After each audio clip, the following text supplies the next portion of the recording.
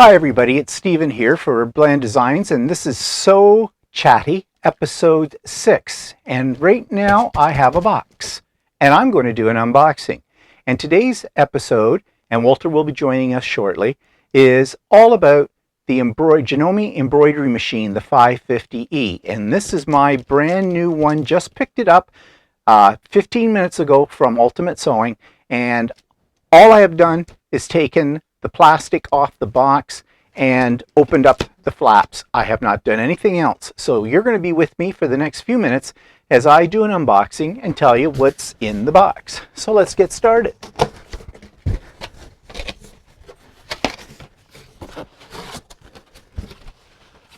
Okay, right in the top of the box we have several things.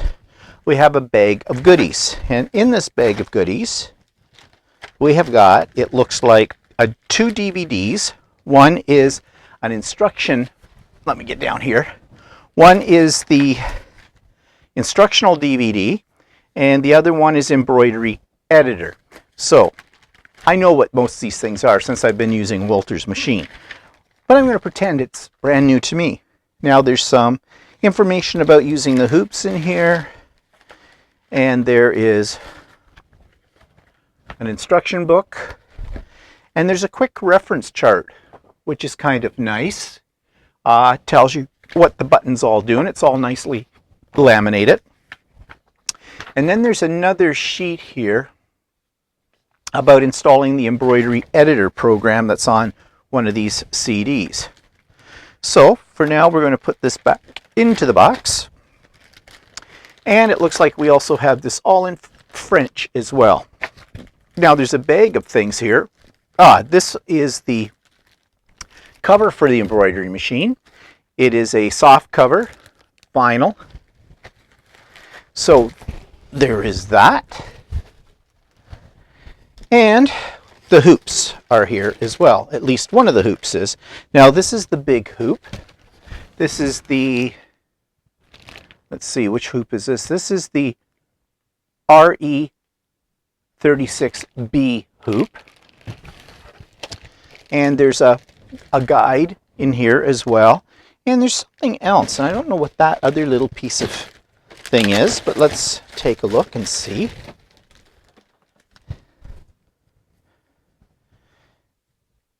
Some rubberized strips. I have a feeling they go on here to keep the hoop a little bit tighter. That is something I didn't know about. I'll have to ask Walter or read the instruction book. Okay, power cord. We do need that. In fact, since I know exactly where this machine is going, I am going to plug it in.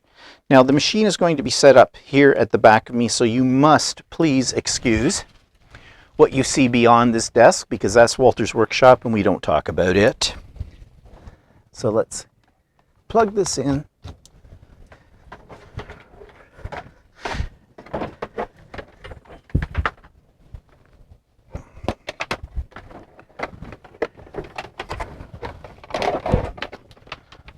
Okay, and this is going to sit right over by where my serger is. I have a board on here with a Janome mat. The Janome mat will keep it from sliding around, and the board is because this IKEA tabletop is not quite wide enough to accommodate the embroidery machine if you're using one of the larger hoops. So with it sits on this board, I can slide it out a little bit, and that will give me the spacing that I need. Okay, big thing of styrofoam.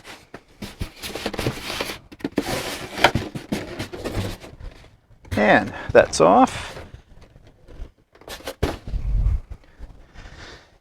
Now, what do we have in here? Okay, more hoops. So there's all the hoops. This comes with 1, 2, 3, 4 hoops. And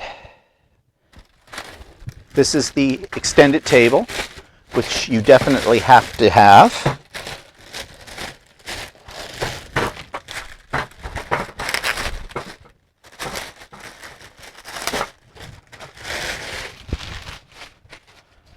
We'll just put that to the side for now. And now the main event, the machine. And there it is.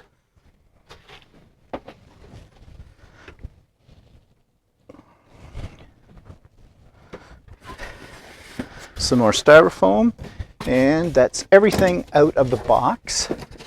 So let's move the box out of our way.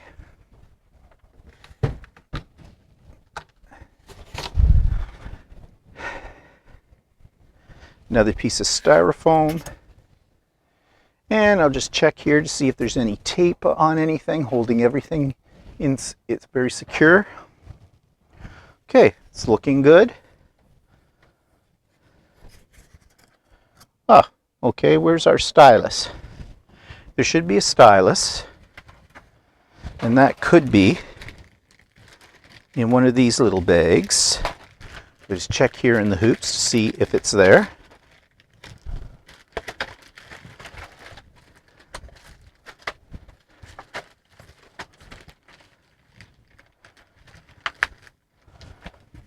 Okay, I'm not having any luck finding the stylus, so I'm just going to go over and check the box. Good thing I hadn't thrown the box out yet, because there were some other accessories in there. The USB cable for transferring things from your computer to the machine itself. These little clamps that go on the hoops, 2 bags of those. And then we have a little bag here that comes with oil, actually it's cleaning solution, an extra bobbin. I don't know if that's an extra bobbin. Let's pull these out, shall we? Take a look. And I'll stand up here again. Okay, so we've got a bobbin. Now,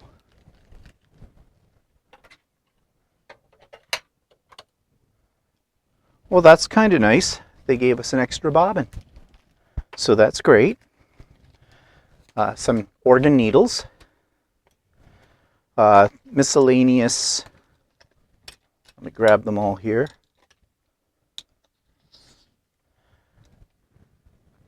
These are miscellaneous caps for different sizes of embroidery thread spools. Screwdriver, very important. Cleaning brush. Little scissors. The stylus. Couple of empty bobbins. Another form of screwdriver. And some cleaning solution, which I think is essentially just machine oil. And there's my stylus. So I'm going to put that on the side. The stylus, I don't tend to use the stylus very much. I tend to use my fingers on the screen, but never use anything sharp on the screen. That's important. Okay, so that's all in the bag. So let's see what we can get hooked up here. We're going to plug in the power cord. Okay, and I said the bobbin case is in there. I don't have a bobbin though in there, so I should put a bobbin in. So I have a Janome bobbin. Actually, it's not. It's a pre-round bobbin from Monfil, which is the site I've mentioned before that I get a lot of my supplies from. They're in Quebec. And put that back on. Now, there looks to be a needle in here. Looks like it's a Janome blue tip. And what I'm going to do is, I'm just going to take the little screwdriver that it came with, and I'm going to make sure everything is tight. That's tight. That's tight. Make sure my needle's tight. Yep, seems to be. Okay.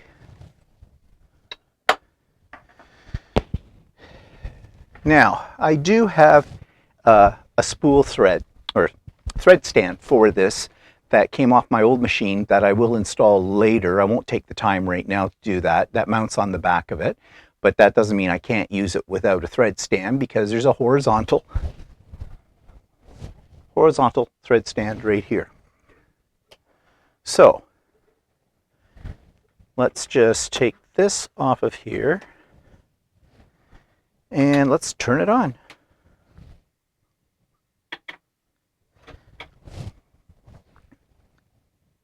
Raise the needle bar slowly. There we go. Okay, I have some designs on the USB, which goes right into the side here.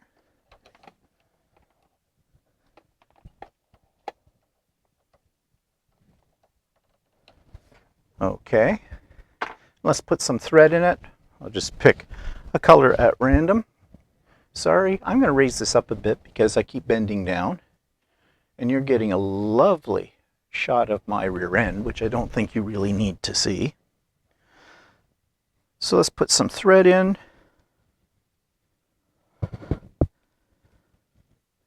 If I can find the end of my thread, there it is. Now, this machine is very easy to thread. And we need the cap. So, push the lock out key, and it goes around the top and down. It pretty much threads like any Janome machine. And the instructions are right on the machine. It shows you which pathways you should go through when. It does have an automatic threader. So let's see how that works. Bingo. Right in, no problem. Okay, I am threaded. So the next thing is to find a simple pattern to test this on. So I'm going to go to the built-in ones. And these are small hoops, so let's see. I'm just going to pick a simple one. Butterfly. Raise the presser foot.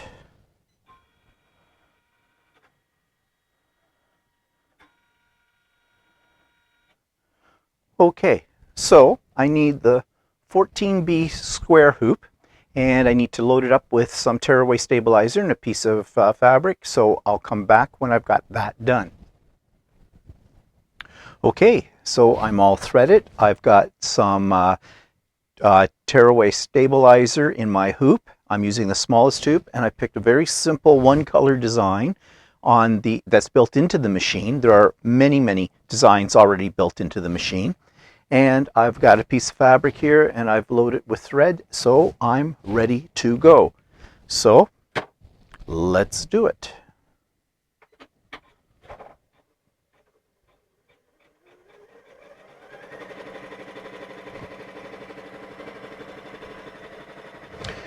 And there it is. It's going along quite nicely right now. Now, this particular design says it's going to take 3 minutes. And so I'm going to finish this off. I'm going to stop the video in a second. And when I come back, Walter will be here, and we're going to talk all about the different things you can expect to find on the Janome 550E. And we're going to talk about also accessories, as in what threads we like to use with our embroidery, and what stabilizers we like to use. We're also going to take a look at some of Walter's embroidery projects, because you have seen many of mine on the Idiot Quilter. So people have asked to see what Walter has done, and so he's going to show some of those off as well. So when we come back, we'll get started on all of that. Okay, so look who just joined us after I got it all unpacked and ready to go. So Walter's here, and today I've already outlined for you when I was unpacking it what we'll be talking about today. But just to reiterate, we've got a brand new 550E, Janome 550E embroidery machine here sitting behind us. We'll come to that in a minute. And we're just going to show you all the features on the machine like we have on other machines, and talk about what we like and some of the things we think that could be improved. We're also going to look at embroidery threads that we prefer to use with this machine, and what hoops come with it, and all the other buzzers and bells that are related to the Janome 550E embroidery machine. So what I'm going to do right now is I'm just going to switch cameras, and we'll get started. Okay, so here's the machine all set up. This, as I said, is the Janome 550E, and we just picked it up minutes ago from Ultimate Sewing. So it's fresh out of the box, and I already showed you my first sample little piece of embroidery, and everything seems to be working fine with that. So let's just look at the features on the case. So what we have, of course, we have two spool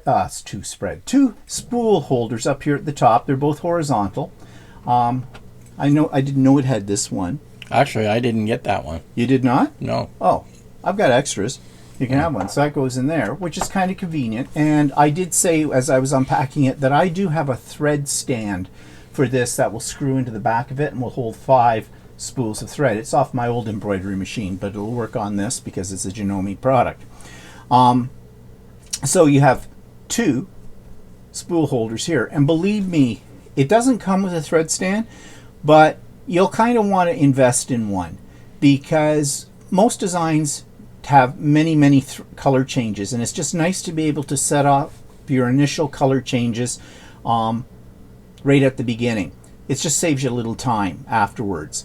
The other thing too is I have a 5 stand thread holder for this, plus 2 more. That means 7 colors, so that's not bad. It threads just like an ordinary Janome. And there's a bobbin winder up here as well, and that works just the same as it does on a Janome. Now, you cannot embroider and use the bobbin winder at the same time, I don't think. No, you can't. No, because they're both on one motor. Whereas something like my M7 has 2 motors. So you could be sewing and winding a bobbin at the same time, but not on this machine. So on the front, you can see there's not a whole lot of buttons to push. Basically 2. You've got the start-stop button, which I think is self-evident, and you have an automatic thread cutter. Now this machine is set up to cut your thread after each color change, so although you can turn that feature off, and you'll see what I mean in a second, but that's all you have, just those 2 buttons. Down here, this pretty much looks like your standard sewing machine, except you'll notice that the template, or not template, the foot plate is a single holder, because this machine is only a straight stitch machine.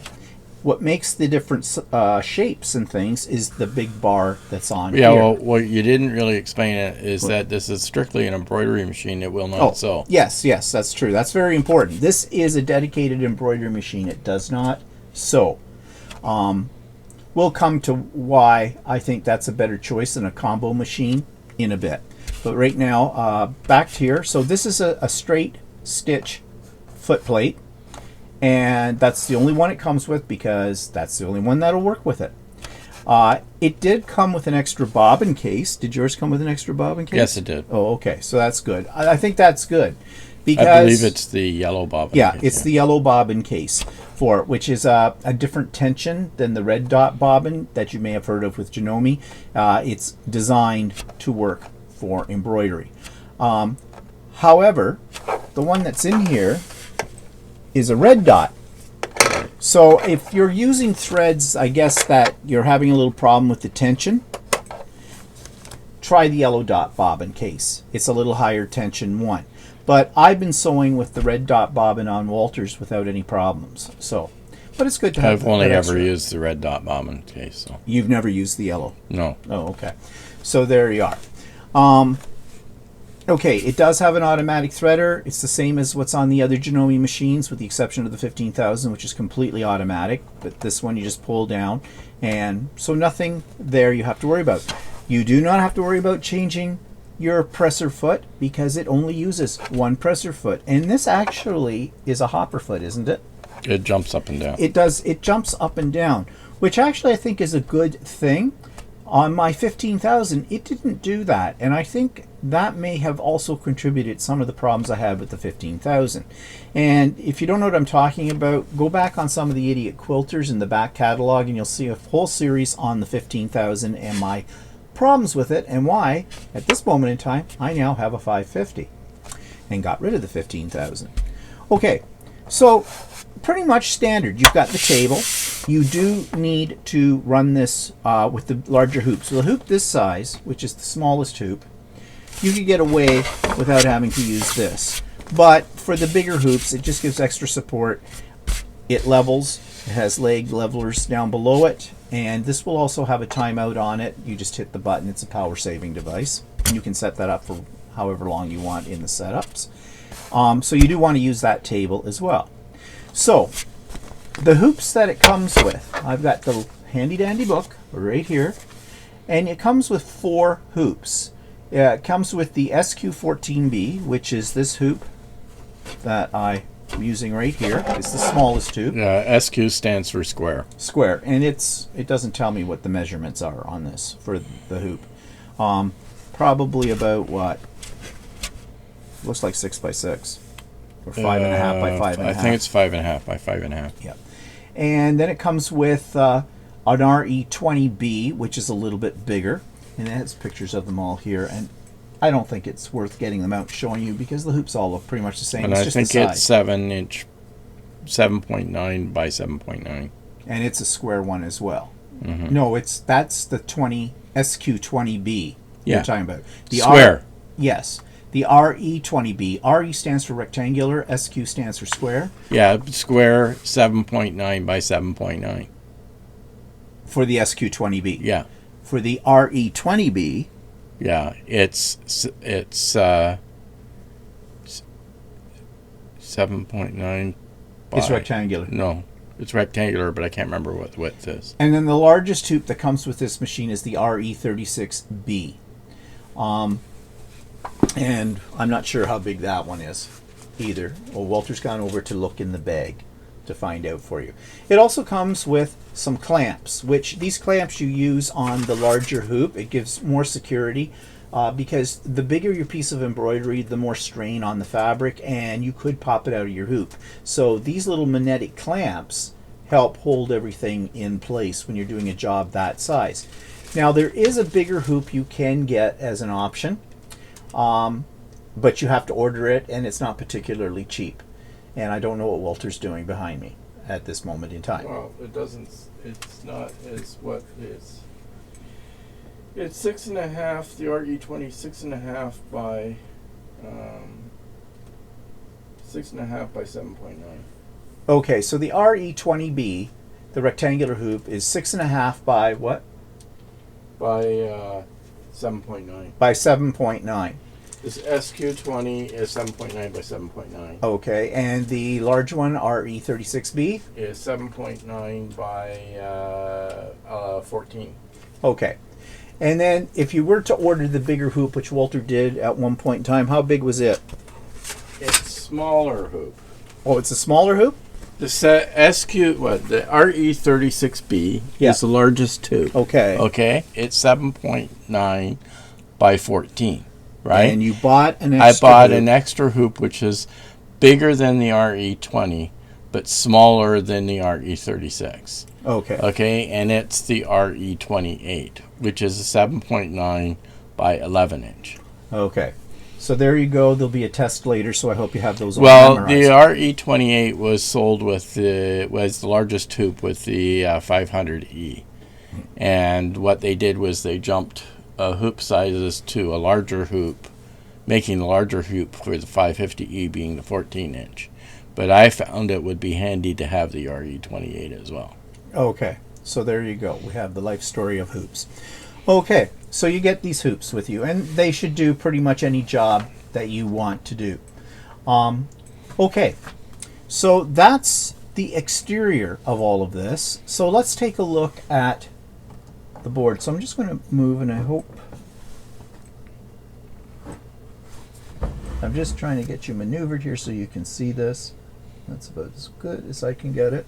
So on the initial screen, it gives you all the information about the particular pattern you've loaded up. And this is the butterfly I just showed you that I have done. Up here at the top, it tells you what hoop you're using, and it gives you the measurements right here for the hoop. So you don't need to memorize them. The machine will tell you. It's a 5.5 by 5.5 inch hoop. That's the SQ14B, and I said that's the smallest hoop. It also gives you the dimensions of your design. This design is 1.8 by 1.5 inches in size, so it's not a huge design as you saw, but any design you put in, it's going to give you the maximum width and length of that pattern. This is a one color, but up here it would tell you if there were multiple colors, how many colors in total that you are using in a design. This particular one was only one color, so that's why it says one color. It gives you the speed. The optimal speed for this machine is 860 stitches per minute, but you can adjust that. You can lower the speed. You can't go any higher than that, and you can also adjust the default. I've got the default at the highest speed, but if you wanted it at a lower speed as a default, you can set that, and you'll see how to do that in a couple of seconds. It tells you how long it's going to take to stitch out your design. That's an approximation. It's usually very close, but it doesn't take into consideration if you have to stop and change thread colors in there. So this little design was only going to take me 3 minutes, and it did. And then this shows you the auto tension, and the auto tension is usually always on. You can go in and play with that if you wish, but you probably don't need to unless you've got some sort of special fabric or you're using a specialty thread in your machine, so you might have to play with that. Your instruction manual will tell you more about that. Of course, you have the picture of the embroidery design here, and there are several icons along this side, and there's an up and down arrow because there's another page of those. This one, if I'd had a multiple colored design in here, if I push this button, and it's not going to show anything up here, it will show me each layer separately in the color that's being used. So if this had 2 colors, say, and one was an outline and one was the fill, then I would be able to see just the outline, and then when I went to the fill, I would see just the fill. But if I want to see the whole thing at once, all the colors, all the layers, then I'd hit that button. It's a toggle, and it would show me everything at once. This is just for moving the hoop in and around, and for doing what they call a tracing as well. And I'm not going to explain that right now. It just basically shows you the area. If you want to make sure you've got enough fabric in your hoop or whatever, it'll just show you the area that's going to be stitched out. This will allow you to move your cursor right here, or the needle, into other spots in the hoop. This one, I think, I'm not absolutely sure what that one does. I think it's an angle. So if you have a design that doesn't quite fit, say you've got a design that calls for a rectangular hoop, but it doesn't fit quite right, or you want to change it around, you hit those buttons. You play with them in increments. I think these buttons will give you like a 45-degree or whatever. But I've never used this feature. Have you used it? No, I've never used it. So that's why we don't know what we're talking about right now. It'll be in your manual. So we'll get out of that. On the next page, this just lists the threads. Now, because there's only one thread here, that's the thread. And I have set the machine to default to Janome colors. But in a moment, we'll talk about apps you can get that will give you equivalents in other threads that you might be using. And you can set it up for other threads. Unfortunately, this machine does not let me select Floriani, which is the embroidery thread of my choice. And that just tells you how many stitches. So this would have, if this had more designs in it, you would have a whole line, 1, 2, 3, 4, 5, etc. And it would show you how many stitches per design, or will tell you what each color change is. This is to do with adjusting your, I think, cutting, and to adjust the width of your stitches, your tension. And so I've already got it set on automatic, so it goes in, it reads the pattern, it sets it to the best setting it thinks is there. You probably will never really have to. I haven't had to do it. No, usually most designs you're okay with. And this is just for moving the hoop around so you can get at it. Sometimes you might want to do an applique in the hoop and you don't want to take the hoop off the machine. You want to cut it right in there or whatever. This will allow you to navigate around in it. Again, I seldom use this, and you can find out about it in the instruction manual. Okay, and this of course allows you to move your needle, these cursor. Actually, it moves my hoop around to wherever. I can do little small increments. That's kind of handy if you've had a little jam and you didn't get your needle back in the spot where you left off, kind of a thing. You can play with that as well. It's a fine-tuning adjustment. Okay, so that's the features on the screen. Along here, you have a home key, you have a folder key, you have a set key, you have a question key, and you have a lockout key. Well, let's start at the bottom with the lockout key. When you go to thread it, just like any Janome machine, you hit the lockout key, you get the lock. It means that nothing's going to move. It's a safety feature, so you don't embroider your parts of your body that you didn't intend to embroider. And you do your threading, and then when you've got to thread it, you push that again to turn it off. Question mark is kind of obvious. It talks about little things like winding the bobbin, replacing the needle, threading the machine, inserting the bobbin.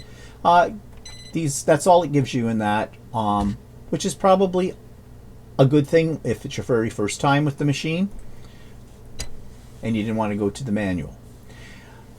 I'll come back to the set and to the folder. The home key takes you into sort of an editing screen. If you want to access embroidery designs that are already on the machine, you hit that button and it comes up with them. Now you'll notice in here, these are called petite designs.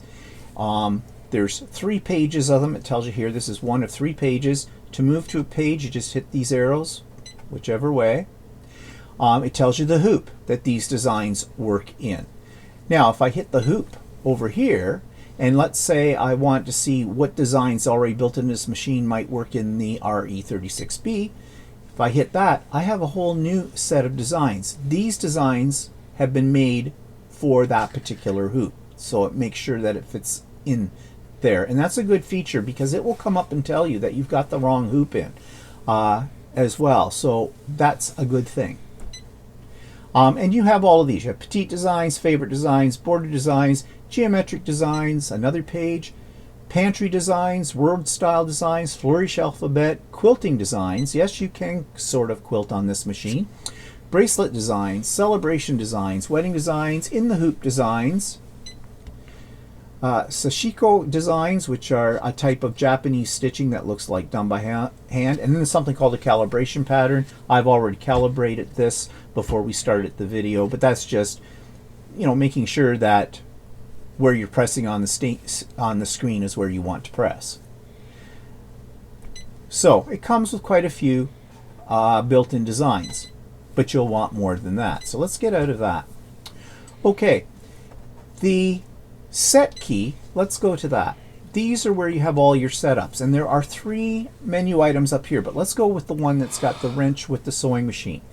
This does your screen contrast. This is what we're talking about. If you were having difficulty seeing that, you can up it or down it, whichever way. You've heard the little beeping. I've set the volume to max to 5, but you can turn that rate down if you find that annoying. You can switch between inches and millimeters. It defaults at millimeters. I switched it over to inches because I'm more comfortable with inches. There's the touchscreen calibration again. If you wanted to recalibrate it, you just click yes and follow the instructions. The format means, do you want the things that are in the machine? Actually, what you want to be careful with this, because it's saying in here, built-in memory, format memory, all the stored data will be erased, and I don't want to do that right now. But let's say you were going to use your jump drive in this. Before you put anything on that jump drive, put a brand new jump drive or a used one into the side of the machine and do your formatting. And that'll make sure that it's set up so it can accept in the right format the designs you put into the machine. So we get out of that. Standby timer is set at 10 minutes. That's where it'll shut this screen off, but just to reactivate things, you hit the start stop button, and you can set this to up as high as I think 30 minutes. Yep, or turn it off completely. I'll go back down to 10 for no particular reason. Next screen, upper thread sensor. So if your thread breaks or you run out of thread, this will stop the machine and tell you that. You can have that turned off, but I don't know why you'd want to turn that off. Because I think it's a good thing to be on. Yeah, sewing light is on right now, as you can see, but I can turn that off. Again, I think you would want it on.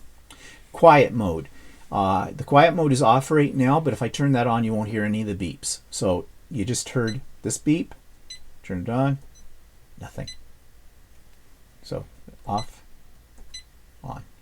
So when the quiet mode is on, you don't hear that beep. No beep. When it's off, you'll hear the beep. Clean bobbin holder message. After so many hours, you will get a message on your machine reminding you to clean things out. That's probably not a bad thing. I tend to clean my machines on a regular basis, so for me, I don't really need that, although I am going to leave it on. But, you know, I've heard of some people, and you've heard us talk about it, who never clean their machines. You need to clean your machines. Actually, find that the 550E, at least the one I was using, is pretty finicky. It sometimes will start stitching funny as soon as there's even a little bit of dust in the bobbin case. So if you're having trouble with your machine in terms of, you know, the thread keeps breaking, or your stitches aren't coming out quite right, then the first thing you should do, two things. One, rethread your machine right from scratch. Even if it looks like it's threaded properly up in here, pull the thread out, rethread it from scratch, and lift up your cover here. Use the little screwdriver that came with it, take the two screws out, pop it up, pop out the bobbin case, take your little brush, it comes with a little brush, and clean that all out. And that's also where one of the spots where you oil this machine. Now, we're not going to get into oiling the machine. This machine has a lot of spots to oil. All of that is laid out for you in your book, but that's something else you should do. I can't give you a guideline for how often you should oil your machine. Do you have any idea? Well, the manual says if you use it a lot, which is like every single day for several hours a day, then they tell you to do it once a month. But probably for most people, you probably only have to oil it once in a while to pay. If you only use the machine once in a while, then you probably can get away with it by doing it every year or twice a year or something like that. On Walter's machine, it developed a squeak while I was using it. And I did oil it, but I didn't get all the spots oiled because I wasn't really sure what I was doing. So Walter went back in and did some more oiling, and the squeaks didn't disappear immediately, but after a little bit of use, it looks like the oil got redistributed where it's supposed to go, and the squeaking all stopped. So there's an indication you may need oil if you're hearing a squeaky sound. You may need oil when you hear a squeaking sound. It may need oil when your stitching goes a little weird, or you're getting a lot of thread breaks or something like that. And it may need oil then. If after you've done the things like rethreaded and cleaned out the bobbin case and that, and you know you haven't oiled it in a long time, that you might need it to be oiled. Now you could take it in for service and get a professional to do it, but it would cost you some money. So if you're a little bit mechanically inclined, then it's not too difficult to oil. But you do have to unscrew bits and here and there to do it. Yeah, it's not as easy to oil this machine as it is on the regular sewing machines. But you can do it. You just have to be patient with it and, read the manual for what parts need to be oiled and how you get at those parts. But you should take it in once. If you are a moderate to heavy user, you should take your machine in at least once a year for professional cleaning, a professional adjustment, a professional oiling. Yes, it's going to cost you a little bit of money. I think at Ultimate Sewing it probably will cost you a little over $100, but it is well worth it. I mean, this is a $3,000 machine. So, like, if you're uncomfortable with the oiling, I pay the money and get somebody to oil it for you, a professional. But you got to take care of these machines. They're an investment, and we've said that before. Okay, back to the screen. So, background color, if you don't like, right now I've got it set at the default. I can change it to a lovely pink. I can change it to a lovely yellow. I go with the default. That's fine by me. And after you've fooled around with all these settings, if you want everything to go right back to the... factory settings, it's reset to all defaults. Yeah, it'll all go back to the beginning again. Now, this screen has to do with your tension. And you can see the tension here is set at auto, and I leave it there. But then you have one here called remaining bobbin thread. Now, when you first get this machine, it'll probably be set at 2. This one was. I'm not absolutely sure what these numbers mean in terms of, does that mean there's 2 feet of bobbin thread left or what? I don't know. But what I do is I put it to the lowest, which is 0.5. I find otherwise, if it's higher than that, you'll still have a quarter of a bobbin full of thread, and it wants you to change it. So I turn it right down to 0.5. Now you can turn it right off. Don't recommend that, because when you're embroidering a large piece, you can go through a lot of bobbin thread. And so you walk away, it's working on a long strand of it, and bingo, suddenly the machine stops. It won't keep going if there isn't any bobbin thread. It will stop, but it's just an annoyance. So I like having it set at 0.5. You have maximum speed setting, which I already mentioned, 860 stitches per minute, but you can drop that down, right down to as low as 400 stitches per minute. But if you got the speed, the need for speed, why not go for the max? One stitch stop. I have it set it off right now, but if you were doing, say, a piece where you're quilting and you want to pull up your bobbin thread up to the top, as is customary with quilting, then you can turn that on. So the first stitch that it takes, it will go down, lift up the bobbin thread and stop, so you can pull it through and carry on.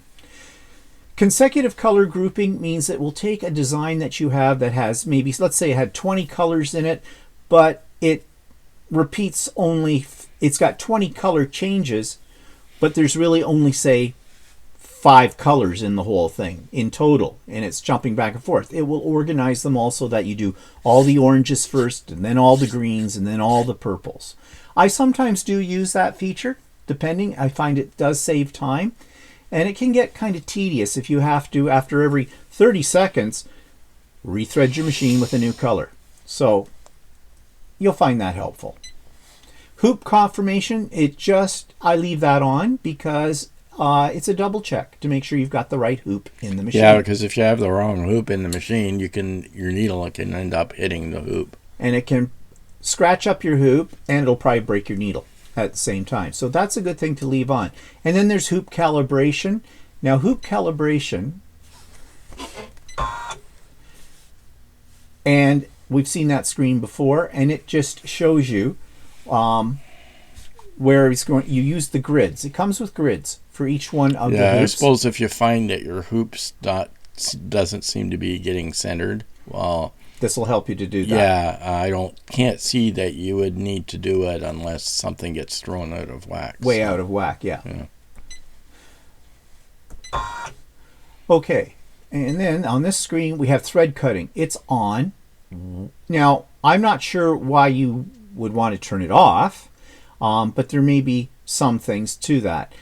Jump thread cutting length is set at 1/8 of an inch. That's how much it'll cut. And cut at color change and end is on. So yeah, it'll cut the thread after each color change, which again saves you from hitting this little button up here and doing it manually. Cutting command, I'm not sure what that is. Now, this is what I was talking about before about the different embroidery threads, that you can set that up. So when you see the chart come up with the colors you're going to use, it will be the numbers of the brand of thread you're using. Now, I have it set at Janome polyester. I do not use Gutermann. I do not use Robinson Anton. I don't use Medlar. I don't use Jenny Haskins. I do use Madeira, but I don't have many colors of Madeira. I only have about 7 colors of Madeira. Another one by Robinson Anton, which is the rayon. Then there's Fugix Kingstar, I don't know what that is. Irish Ultra Bright. So really, it's kind of limited. I wish they would put in a Floriani on that, because that's the embroidery thread that I use. But there are ways to get around that with apps you can get for your phone that'll give you, and we'll talk about that in a minute, where it'll give you the equivalent thread in whatever you're using. Grid line, you can have that on or off, and that's when you go to the home key, you saw that you had all little squares on that. Those correspond to the grid lines on the little plastic inserts for your hoops. It helps you with lining things up, especially if you're doing something like t-shirts, pockets and things. You may want to use that. And you can adjust the grid size. It's set at the lowest right now at 4/10 of an inch, but you can go up 8/10, 12 tenths. Is that really what that means? Yeah, I guess so. 12. 12 tenths? There's no such thing as 12 tenths. I don't know. Doesn't make sense. Or does that mean that That's a good question. there's 12 divisions within a 10-inch? Probably. Probably. Something to go in and Have to look. have to look it up in the book. Obviously, I don't bother with that setting. This one's important. Make sure it defaults to on. Let's say you had a power failure while you were doing a big job. The machine, when it comes back on, will ask you, do you want to resume previous pattern? Say yes. The needle will immediately go right back to where it left off. That's a good thing.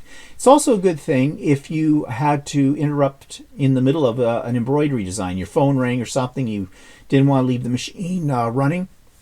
You can just hit your stop button, go away, and well, if you hit the start button when you come back, it'll be, of course, pick up from that. But you could, let's say you underestimated it was going to be a design that's going to take several hours to do. You started it just before you went to bed. You didn't get it finished. You want to pick it up on the next morning. You can turn off your machine, come back the next morning, and go right back to where you started from. So, but it really is a lifesaver if you have a power failure. Excuse me. Okay, so that's those screens. And this screen with the flag is just language. And it has a variety to choose from. So we'll get out of that. The last key on here is the file folder, and that's basically how you get your embroidery designs into your machine. Now there is a picture of a sewing machine at the top. That means the internal memory of this machine. The internal memory of this machine is not much. What is it? I think it's 4 megabytes. About 4 megabytes. It'll hold quite a bit, but they already put a lot embroidery on designs aren't really very big. No. In fact, you can see with all the embroidery designs it came with, it says it's at 0.1 megabytes. So there's still lots of room to save things to the machine. But most people will put them on a USB drive that goes into the side of the machine. I don't know if you can see that from your angle. Probably not. But it's on the side. So you just hit the little icon for that. And this is what I was saying before about the format. It's important that you use the format that Janome uses for setting up your USB. So you should format it in this machine, not on your computer, because it may not find your designs. So it comes up with this main directory folder, and then it's going to come up with all the designs that are in that folder. And of course you can, at that point, you can set up folders for saving whatever. I've got a lot of different ones here. So I'm just going to take you to what I've been working on lately, this potpourri quilt. Now this may take a few seconds before it can read. It depends on how much is on your USB drive. I have a lot of stuff on my USB drive. And it also gives you a couple of warnings here, which say, do not pull out the USB key and do not turn off your machine when it's doing that. And the reason for that is you could corrupt your USB and you could lose your design. So there we go. I'm just going to move screen over. And so this shows me a picture of all the designs that are in this particular directory. It also shows me the hoop that they work in, the SQ14B. But I can also see these in a different format. I can see them with the name and the picture over here. Not as many on the screen. This is a nice feature though too. It actually, I've been using this one lately for this particular project because in the instructions I have to find these designs by these numbers. And it's easier. If I go to that screen,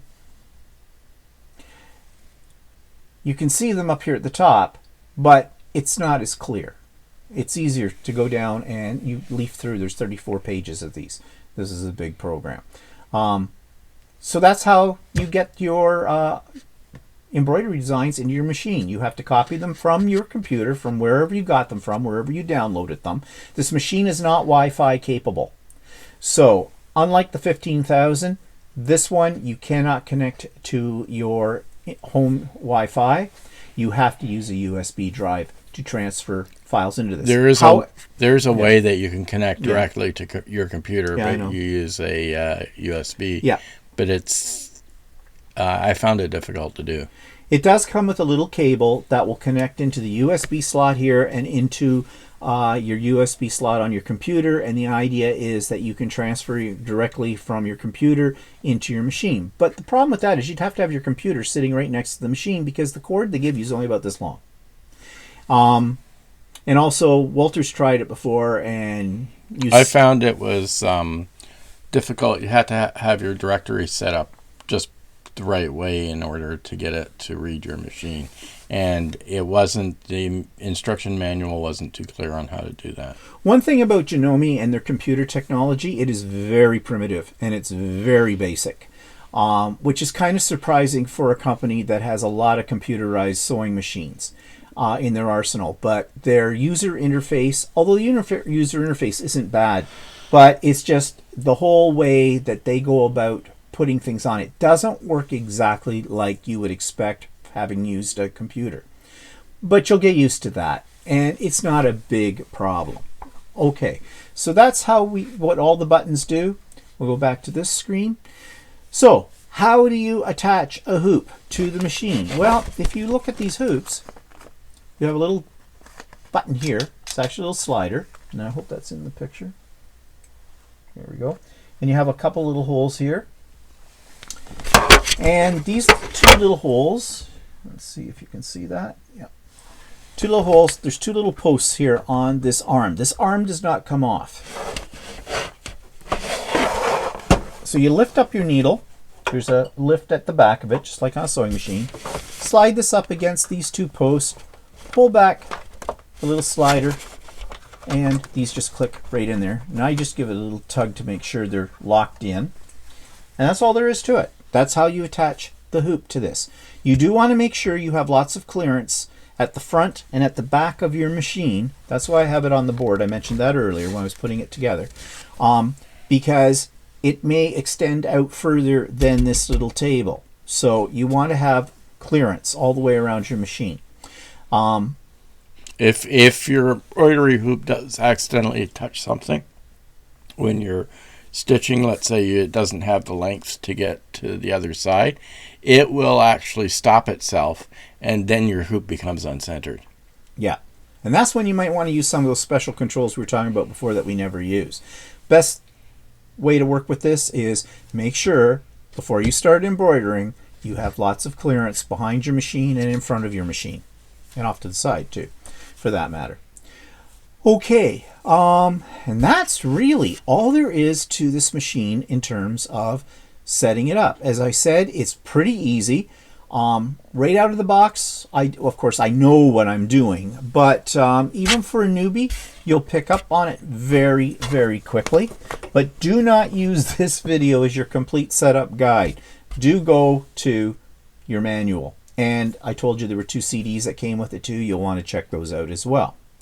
Okay, so I've shown you the features. So what do we like and what do we think could be improved? Well, I'll let you start because you've used this machine more than I have. Well, the only big comment that I have is that I wish the needle plate was a pop-up needle plate, not a screw-in needle plate, because it's annoying if, like, not that you have to get into it very often, but it is annoying when you have to get into it. Yeah, it's 2 screws. It comes with a little screwdriver. It isn't a difficult thing to do to remove the needle plate, but as Walter says, it would be so much nicer if you could just push a button and it would pop up. Or like on my M7, I just push a thing on the screen and it lifts up and then it slides back in. I don't have to worry about unscrewing anything. Anything else about it what do you really like about it? Does a good job embroidering. Yeah, it does do a really good job of embroidering. I do like, I've never really used the thread where you have it. I have a thread stand on the back of mine. And one of the big things is that you can get into later, I often use bigger spools than what you've got in there. So I need to have it on my larger spools on a thread stand. Yeah, that's what the thread stands usually are for too. I don't tend to use these ones because I have a thread stand too. I just don't have it on here right now. But if I need to, like I said, I use 7 I'm colors. also, you haven't really used it, but not very fond of the bobbin winder on it.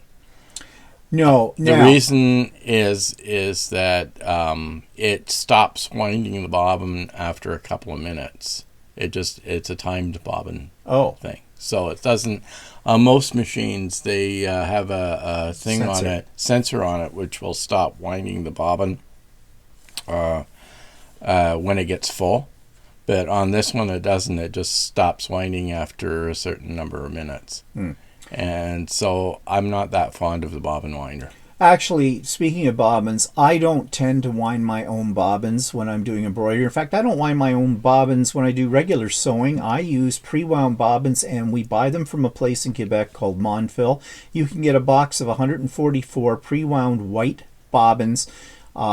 That'll work in this embroidery machine, and it'll work in most Janome machines as well, for like $25. What a lot of people don't realize is that you don't usually use the same color thread in your on the top or on the bottom as on the top.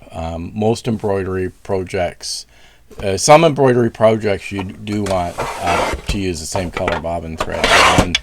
On most embroidery projects, your decorative thread is the top thread, and the bottom thread can be any color you want it to be. So you see, I'm using a white pre-wound bobbin with this, and you can see the blue of the top thread coming through here, but you'll see little bits and pieces of white as well. Well, this is the back. Most times no one sees the back of your embroidery, so you don't need to worry about it. The only time you'd have to worry about it is if you created something that was, let's say you did a table runner and you wanted to make it reversible, then you might want to use the same thread in the bobbin as you're using on the top, because you're going to flip it over. But if it's not going to be flipped over, and in many cases you're going to have another fat piece of fabric over top of the back, so it's two pieces of fabric that are sandwiching your embroidery, so no one's going to see it at all with that. So what often happens is that you get embroidery thread is usually about a 40 weight, and the bobbin threads are often 60 weight or 80 weight, which is thinner than the embroidery thread. They're a little lighter thread in the bobbin as well. But there are sometimes designs that you would want either use a similar color thread on the other side, if you happen to have a thread that matches the color of your embroidery thread, or you use occasionally you might want to wind a bobbin with the embroidery thread and have both top and bottom the same. Yeah. So that's the only thing there. I like this machine. Now, you know I've had problems with the 15,000. I loved that machine when I first got it, but I had too many problems with it, and I think it comes down to this. It's a machine that does both sewing and embroidery. When one thing goes and it gets repaired, say on the sewing side, then something goes on the embroidery side. It seems to me when you've had problems with the 15,000 is when you ended up having to have the timing fixed on the machine. And the timing is crucial for both embroidery and sewing. And if it isn't adjusted exactly right, then it may sew well, but then it might throw something off in the embroidery side. Yeah. Anyways, I think this is why I have given up on the 15,000. I got rid of my 15,000. I traded it in for the M7, and for this machine I had to pay a little bit more money because, you know, that didn't quite equal out what I paid for the 15,000. And I think it's the way to go. So if you're looking to get into embroidery, yes, one machine sounds wonderful, all in one. But from my experiences, I will never go to that again. I mean, the other bonus is if you have this machine is you can set up an embroidery project and have it embroider while you're sewing something else. Yeah.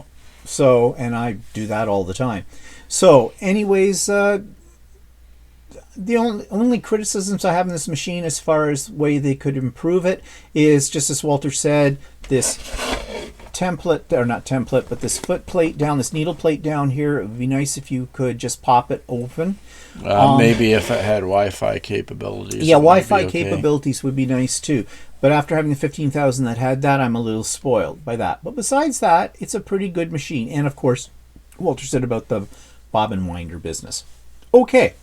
So what I'm going to do now is we're going to talk a little bit about embroidery threads and stabilizers that you need in order to embroider.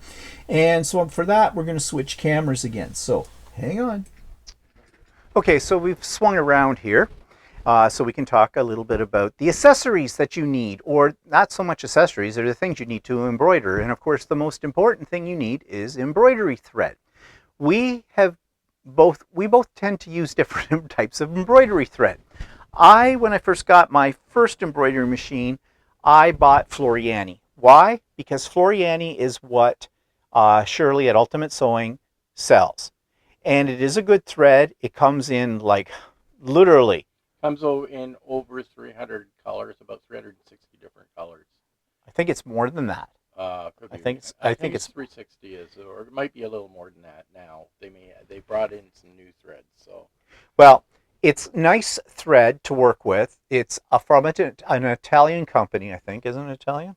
it's an Italian. It's a company that started off with Italian roots, but it's manufactures their thread in the U.S. Okay, so also they have a nice assortment of colors, and there's a bit of a sheen to these colors as well. So they look really nice when you do a piece. So that's what I use all the time. However, we have tried others. I have used the Floriani, and I still use some Floriani. I don't always. That's usually not my main thread that I use, though. Oh, what's your main thread? Well, the main thread I started using, trying this other thread called. I've tried a couple of different threads. You bought me some threads from Amazon called Bro Thread. Yeah. And I think it's trying to be marketed as a brother brand thread, but it's actually it's from an Asian company. I'm not sure what Asian company. I particularly didn't like that thread. It tended to break frequently, and although it embroidered out okay on the machine, I didn't really care for the quality of the thread. Then I discovered another company. We were looking around at purchasing different stabilizers, and found a company that was selling a stabilizer on Amazon, and you bought some of the stabilizer and found it was pretty good. And so I looked the company up, and it happened to be a company that was out of not Montreal. It's out of Quebec, Granby, I believe, Quebec. And so I noticed they were selling thread as well. So I bought a sample pack of their 1,000-meter thread and used it, and I really quite liked it. So they have 50 colors of their standard thread, which is this on a 1,000-meter cone, and they have a sample set you can buy with all 50 colors in it for under $100 actually, which is a really good price.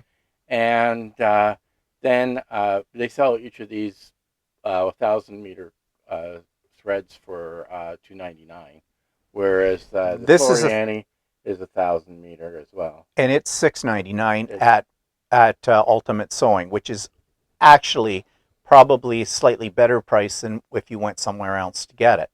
But then the company has 50 of the 1,000-meter colors that you can get, but they have 176 different colors of other threads, but they're only offered on 5,000-meter cones. So I have all 176 colors in 5,000-meter cones, and I paid. This is a very reasonable price. They're $5.99 for each. And that's 5,000 meters. 5,000 meters, so it's worth 5 of these small cones. So basically, you said how much was that large cone? $5.99. $5.99 Canadian. $5.99 Canadian. 5,000 meters. $6.99, 1,000 meters. And we have not seen any real difference between the quality of the two. This is supposedly a 40 weight, and so is Floriani. And this is slightly thinner than the Floriani, because I have tried to wind a bobbin before with the Floriani to use in the 550E, and for some reason, if you wind a bobbin with the Floriani, for some reason it doesn't work very well on the 550E. But I can wind a bobbin with this stuff, and it works fine. So if I want to do a two-sided embroidery using both this color, I can wind a bobbin with it as well if I wanted to. So another type that I've also bought from Monfil is Madeira. Madeira is a big name in embroidery threads and in threads in general as well. So I bought some. They don't have a, well, they have quite a selection of colors. I think it's over 300 colors. Yeah, and available at Monfil. They're on bigger cones. Let me just grab a cone and show you what I mean. These are, where's my share? These are 5,000 meters. And they come on cones like this. And this is where you'd want to have the thread stand for these larger cones. Walter mentioned that earlier as well, because those horizontal ones will not hold ones this size. They'll hold ones this size, but not this size. And these, I think, are $11.99 a piece, so a little bit more expensive than the Superb. Yeah, they call them Superb. So they call it Superb thread, but actually it's spelled, they actually call it Super B, which is capital SUPER, capital B. So it looks like super. Yeah, Super B on there. But anyway, so you can see both of these cones have the same amount. There's just a little different sizing. So both of these need to have the thread stand. This thread is sourced, I'm not exactly sure where from, but it's sourced from a company in Asia. So I don't know where they get their threads from, but I happen to like using it. You've never had a problem with it? No, I occasionally use some Floriani. There's only 176 colors of this, and I've occasionally used some Floriani to supplement this because I just happen to not have a color that I really want, type of thing. And the Floriani, I have a box set of the Floriani, which I sometimes supplement these colors with. Now that brings up the question as to how many different colors do you need for embroidery? Yes, the colors are expensive. You don't need a ton of colors when you first get started, but I'm going to say you're probably going to need a minimum of 15 to 20 different colors to get started. The machine will guide you as to what color that's built into the embroidery designs, wherever you get your embroidery designs, and it will recommend certain colors to be used at certain times. You don't have to stick by that. That isn't a Bible. You can pick what you like, but they do a lot of shading. And although it will call for, say, 2 shades of blue, for example, there's not a whole lot of, well, actually there is. But trust me, you will find shades of, say, this blue will come in maybe 10 different shades. And they'll all look very close to each other. The difference will be when you stitch it out, because they'll use the different colors to create shading, and that makes the difference between a ho-hum embroidery design and one that pops right off the fabric. So, what ends up happening is that you can start off with a few colors, and as time goes on, you'll find that you'll want more and more colors because you'll get a pattern that you stitch out, and you can very easily end up with a pattern that has using 20 or 30 more colors, right? And so you need to have those colors on hand, and you may not know right in advance what colors you will need for it. So you don't want to keep running to the store every time to get new threads for a specific design. You basically are creating a collection of threads, and I'll show you what my collection of threads looks like. And I'm just going to move you over here. See this white Alex unit right here? This is all, from top to bottom, embroidery threads. So I have probably... You have the entire collection pretty much the entire collection of Floriani. Oh, I don't have everything from it, I know that, but pretty much close to it, which is well over 400 spools of thread. I'm a bit of a thread junkie. Well, I am too. So embroidery thread junkie. I mean, he uses Floriani. It doesn't mean that we don't share stuff. I mean, I could go run downstairs and pick out Floriani thread or whatever from his collection if I want to use some. But I I like having my own stuff, so I've been using the Monfil stuff only because it's a little more economical for me, and I like using it. I find it gives me a perfect product. So, but there are some colors it's lacking, like the Monfil um, doesn't have a great selection in purples. So I supplement my purples with Floriani purples. Now, the big question that some people will ask is, what about metallic threads? Can you embroider with metallic Yes, threads? you can. Yes, you can. Walter's had lots of luck doing that. I have not really gone into it. I have to drop my machine down to 400 stitches per minute, and I have been using a metallic thread that's sold by Monfil as well, and it's a reasonable price. It's um, $8 a spool, and I think there's about 500 or 600 meters on a spool. Yeah. But you can have problems depending on the brand of metallic thread. And of course, Walter said the key there is to slow your machine down, because metallic threads are not made the same way as regular thread, and they tend to be a little bit more fragile. So when you get any pull on it, they may snap a little bit more easily than your regular thread. I have had thread breaks, it's mostly metallic thread that I've had a problem with. Metallic thread looks great in a piece, but use some caution when using them. And we haven't really talked about needles for the machine. You can buy standard, like Floriani has their own line of embroidery needles meant for embroidery. And they're marketed by Schmetz, I believe. Yeah. Janome has their own brand too, which are actually made by Oregon. But the standard is usually either an 11 or a 14. It depends on what you're using for embroidery thread. Most of the time, I think I'm just using an 11. I think. I don't know. What, are you using the titanium? Well, right now, that's got a blue tip Janome in it. Okay, well, blue tip's 11, isn't it? Red tip is 14. Anyway, so they recommend you can use a blue tip or a purple tip Janome needle. Or I have used the Floriani or Schmetz, whichever, I don't know. Chrome 9014 needle I've used in mine. Yeah, that's the Floriani. Floriani Chrome, they call I it. was using that most of the time until after I started buying thread at Monfil, they sell organ needles, which actually the Janomes are built for organ needles. And I have used, they sell titanium needles, and I've purchased them, and I like them because they stay sharper longer, and they're a little stronger. And you're doing a lot of stitches when you're doing an embroidery pattern. So yeah, we tend to go to the titanium needles by Oregon for those.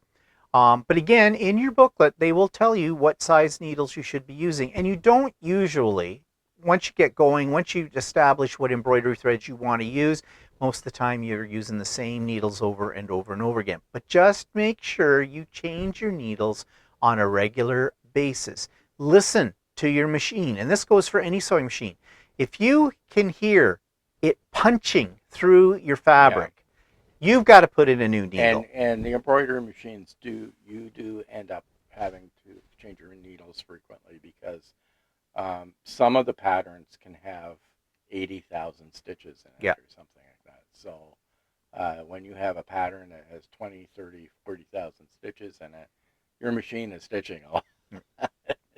So that's pretty much the embroidery threads we use. Now we're going to talk a little bit about stabilizer, because that's the other thing you need. You can't just stick a piece of fabric in your hoop and go to town. No, it's going to give you grief when you try that. It'll suck into your machine. It'll suck into your machine. The fabric will not hold the stitches because the tension will not be right. You need stabilizer. Your fabric will pucker all over the place. Now, the stabilizer we're talking about is not interfacing you would put into a garment. No. This is different. It comes in various types, but I'm going to talk about 3 types that we use the most. The one that I use a lot of with things is called a tearaway. A tearaway almost feels like paper, but true to its name, it'll tear. And the idea is on the back of, well, let's take a look. I use tearaway on this particular design. So let's pop it out of the hoop.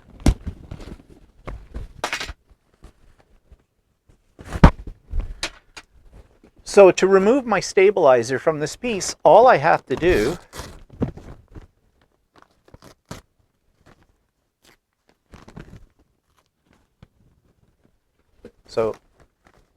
I just tore it off my butterfly and my stabilizer's out. Now, depending on your design, you see I have some open spots on here that still have stabilizer in them.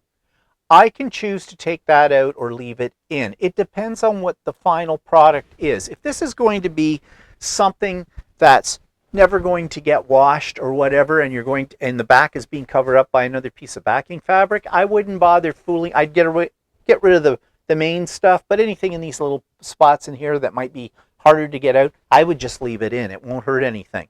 Even if it's something you're going to wash, you can leave it in for that too. I mean, it over time it'll kind of just deteriorate away. It probably won't do anything to your piece. It won't wreck it or anything like that. But if it is something that you're going to be washing all the time, then you probably want to use, that's not that, this. This is a water-soluble stabilizer. It feels sort of like an interfacing that you might sew into a fabric, but it is basically glue. When this gets wet, it dissolves. So if you're doing something like freestanding lace, those are embroidery designs that are no fabric in them whatsoever. They are completely made up of the threads. Maybe I should run upstairs and get your rocket or something as an example. My rocket? That you made. I don't upstairs. have a rocket. Freestanding lace rocket. You made a rocket. When did I make a rocket? A week ago. It's standing on the end of the coffee table. Oh, that! I'd forgot about that. Yeah, okay. Well, you talk about this for a moment while I run up and get it. And this is woven. No-show mesh. I don't know what to use. Oh, okay. Well, here. We'll be back. Okay, we were just having an argument about that this is not a rocket. Well, I got my confused. Here's a rocket he did, but it's not, according to him, it's not freestanding lace. So. It's freestanding applique, which means that it needs fabric in it to make the pieces. This is totally thread. There is absolutely no fabric in this whatsoever. So this is when you would use, this is made in pieces and then put together, and that's when you will need the water soluble. Yeah, because then what happens is you take each piece off and you dump them in water and all this stuff disappears. Little rain today. Yeah. So so like I said, basically it's like a type of glue. And you don't use just one sheet of this when you're doing that, do you? No. No. Now that's the other thing you'll learn with experience on embroidery. Oftentimes embroidery designs will tell you to use one sheet of tearaway or one sheet of water soluble. I always double what they ask for. The more stitches, the more stabilizer you will need.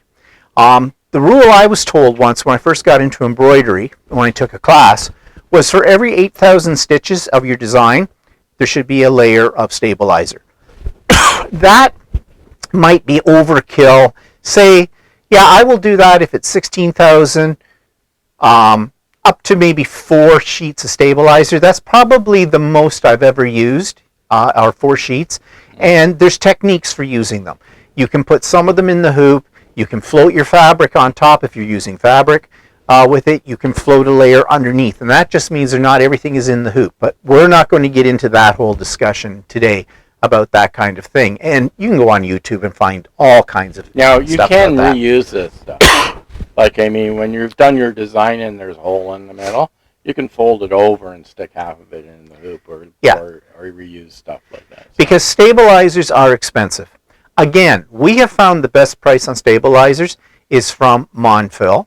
And no, we are not sponsored by Monfil. No, they don't or give us anything. any They don't money. give us anything. But this is the size of the roll that I get. That's my water soluble. This is a 100 yards, I think. 100 yards, yeah. 15 inches wide, 100 yards. They come in smaller quantities too. Small is 25 yards. But this is the best value. I think a roll like this costs about $99. It will last quite a while. And that's considerably cheaper than what you could pay for a 10-yard roll. For example, I have bought water soluble that's got Floriani's name on it, Floriani's own brand, and it has cost me $80 for 10 yards, or Yeah, it might have that's been where 25 actually when he yards. started looking around at stabilizer somewhere else, because he walked up to the counter and they said, well, that'll be $80, and he said, oh my, it's gone up an awful lot of money in the last little while, and they said, yeah, it's gone up a lot. So I think it was about a 25-yard roll. Yeah, I think it was 25 yards. And he said, and you if you do a lot of this stuff, you go through a lot of this stuff. Yeah. So he said, well, I'm going to try some other places. So that's when he started ordering a couple of different brands on Amazon, and found the company that's out in Quebec that sells this stuff. And what they do is they sell stuff for industrial embroiderers. But they all have a what do you call it, retail store for domestic customers as well. So we've been purchasing that, and it works fine. Yep. Okay. This video is going to be long. Okay, go ahead. So the other type that you might be interested in is called no-show mesh. No-show mesh. That's water soluble. Is that water soluble? Where's the no-show mesh? I had it on. Oh, here it is. Yeah, you got to watch that sometimes. You don't want to mix those two up. I mean, they look very similar. Yeah. This is no-show mesh. And if you look at it, it's got like a bit of a weave to it, a bit of a texture. This does not dissolve in water, and you can cut around your design to cut off the excess, but this does not tear away. It is meant to be left in whatever you're sewing. So it's sort of like if you were doing a pocket on a shirt, or you were doing a design on a t-shirt or something like that. You would probably use no-show mesh with that. If you're doing a quilt, like for example, I've been working on some blocks. I've shown them on the Idiot Quilter in the hoop for a quilt. It's all embroidered. I am using this because no one's ever going to see it. It'll hold up when you wash the quilt without any problem. And because nobody's going to see it, you don't have to worry about it. And it gives you good support. There are several other different ones. They're very specialized ones. There's another water-soluble one that you lay on top of something, especially if it's something that's called cloud. If you've got, that's not cloud. It's not. I thought that was cloud. I forget what it's called. It's a topper. They call it a topper, and it looks like plastic, right? And you put it on top of a towel, for instance, when you're embroidering a towel, a terry towel. And what it does is, if you try and just embroider on a terry towel, or anything that has pile on it, the stitches tend to dive into the towel. So what ends up happening is, instead of you seeing your stitches on top, you'll see the what do you call it? The terry of your towel will still be higher than your stitches. So they get buried. They get hidden. buried, yeah. Also, your foot, depending on how tight the fibers are in the terry, can get caught on some of the little hoops of thread. And if this is on top, it's a smoother surface for the needle foot to glide over the top of it so it doesn't get caught.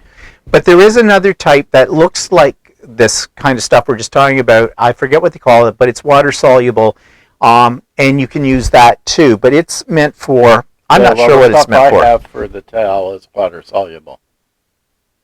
Yeah, well, that's what I was. Yeah, and you also have one that's a heat. Oh yeah, that's what I was thinking of. There's one that is, and I don't like using it. There's one that it will come away when you apply heat to it.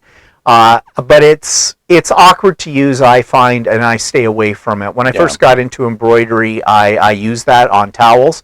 You can get other ones that will be sticky on one side and will adhere to your fabric, and that's often used when you're embroidering stretchy fabric or something like that. Somebody said to me a little while ago, how do you know which stabilizer to use for which project? And some it's sort of a no-brainer. You can just, you know what you have to use, and other ones you can use several different types. It really depends on what you want for your end product. Yeah, you'll learn over time what works best for you for what kind of projects that you do. Okay, so that's stabilizers, that's embroidery threads, that's the machine. Someone asked about Walter's embroidery. I show mine all the time, so he brought a few samples of his. So let's see some of yours. I usually make something like the umbrella sometimes, right? Or I've been using embroidery. I haven't used embroidery on clothing yet, but I've used it to make some bags for designs on bags. So what I've done is I've done sides of bags like this one and this one,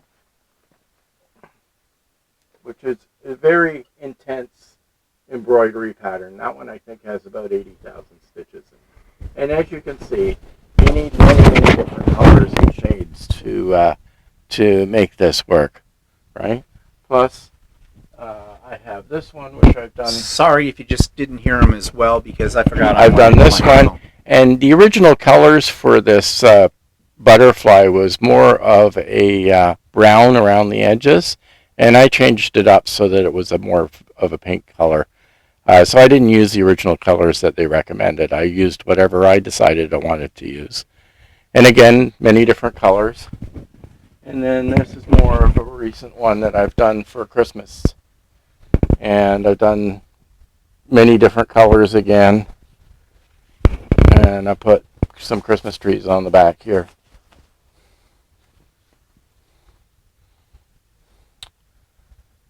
So there's lots of things that you can do with embroidery. I haven't yet done anything for clothing, but it's on my mind. It's just I have to pick a pattern to design what I want actually to be on clothing. I've done a lot of freestanding lace, like the umbrella, and what else can I say? I don't know. I think you've said enough. We're running along on this, so we need to bring this to a conclusion here. But the last thing I want to talk about is that you can go into the App Store on your phone, on your iPhone, and you can get some Janome apps that'll work along with your embroidery machines and with your sewing machines as well. And one of those is one by Floriani that actually gives you a conversion chart. And I would show it to you, except it's on my phone, and I don't think, well, yeah, I guess you could. I could kind of show you.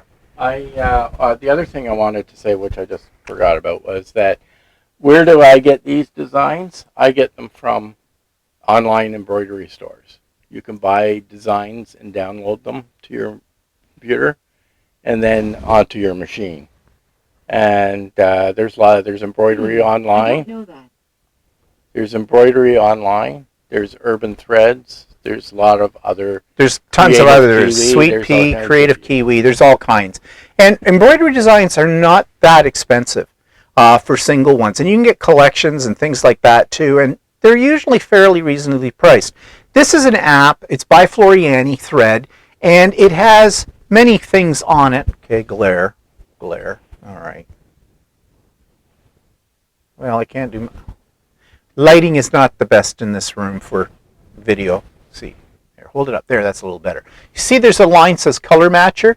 Well, if you hit that and set it for, it has all these different types of thread in here. I'll hit it for Janome. So I want to find, because I'm using Floriani, but my machine comes up and says it wants to use like 203 as the color in Janome. I just plug in here 203, and it shows me the color equivalents in Floriani and gives me the number. It also gives me some other choices as well. So if I didn't have that particular color in the Floriani, but I had another one that's on their chart, I can use that. And basically it's a guide. It allows you to pick your colors that are pretty close to what they think in the original pattern. But like Walter said, like on the stuff that I use, the Super B or Superb thread, there is no conversion chart. So what I often do is I just go into the Floriani chart that's on my phone and look at the approximate color and pick an approximate color out that I like in the brand of thread that I have. So, like, always think of an embroidery set of instructions for an embroidery design that you like as a guide for colors. You don't have to use those colors. Yeah, you're the one that makes your own. Like I said, the butterfly had brown as the edge of the wings, and I'm thinking to myself, I don't want brown on there, so I chose different colors for it. Yeah. Almost completely different colors. Well, we could talk all day about embroidery, and we pretty much have.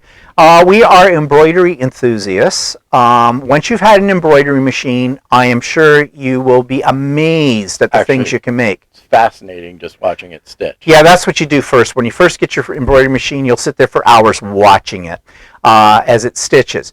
But there's more than just putting embroidery on things. You can do like this freestanding lace designs. There's hundreds of these different things that you can do. You can make Christmas decorations using this method. There's freestanding applique. There is applique that you can do for quilt making. It's endless. It's really endless. There's even patterns online that you can do, like wallets in the hoop, where you can do that, or you do little bags in a hoop, and things like that. So yeah, there's a ton of things. It'll open up a whole new world for you in sewing. But one thing too, you have to remember, the more elaborate the design, the longer it's going to take to stitch out. So you need to be patient. Yeah, like those big bag things that I've done, it will take several hours to stitch the pattern. So that's why it's good to have a separate sewing machine, so you can let your embroidery machine go and you can be doing some sewing on the other. Because I can tell you this, after a while the novelty wears off as far as watching it stitch, and you're going to be sitting there twiddling your thumbs.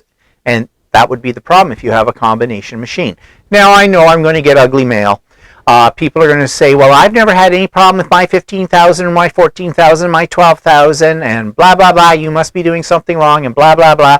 And I will let you know, and I will let you know that those kind of comments will go on, come to deaf ears with that. Okay? Why? Because I've heard it all before. One thing you forgot. I forgot to say about the bobbins. Bobbins. We've been buying these bobbins from Montville, and they're pre-wound. Pre-wound. Okay. When you move away from the microphone, you realize that, right? Yeah. Okay. Pre-wound bobbins. Now you can buy them in a regular store. You can buy a brand called Depot Bob, which is those. And they work fine too. But they're expensive. $13 for 1, 2, 3, 1, 2, 3, 4 for 12 of these. $13 for 12. We've been buying these from Montville, 144 for $25. So yeah, and we haven't had any problems with them. I use them for regular sewing. I use them for patchwork. I use them in the embroidery machine all the time. And at that price, why wind your own?